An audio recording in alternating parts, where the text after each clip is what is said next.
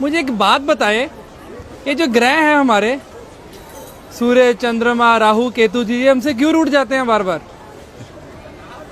ये ग्रह किसके कारण प्राप्त हुए? नहीं पता, आप बताओ। शरीर से ही ना। जी। शरीर किससे प्राप्त हुआ? माता पिता से। माँ पिता से ना। माँ पिता कौन है? पिता सूर्य, माँ चंद्रमा। अच्छा। सारे ग्रहों की जो शक्ति है वो कहाँ से प्राप्त होती है? सूर्य से। जी। चंद्रमा से। जी। अब आप घर के ग्रहों को तो आप पूछ नहीं रहे और बाहर सोच रहे जा जाके सब ग्रह शांत हो जाएं, वहां पूजा करा लो, वहां पूजा करा लो, वहां पूजा करा लो। अरे कोई जरूरत नहीं किसी पूजा की।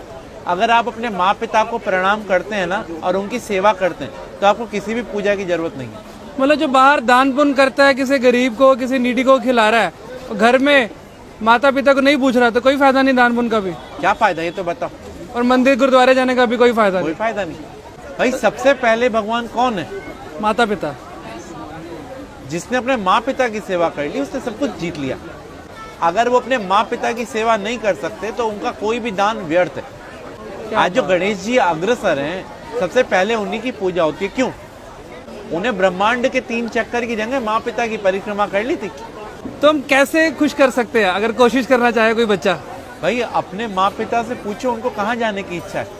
अगर आप कैपेबल हैं तो उनके साथ जाओ, उनको तीर्थ कराओ, उनको अच्छी अच्छी चीजें जो उनको पसंद हो वो खिलाओ, उनको उनके पसंद की चीजें ला के दो।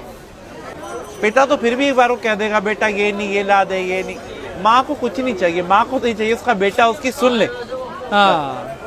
तो हम लोग अगर अपने माँ पिता के साथ समय बिताएंगे ना तो उनका अनुभव, और अनुभव से बड़ा कोई भी टीचर नहीं होता। और आज के टाइम में यही विपरीत हो रहे हैं सब।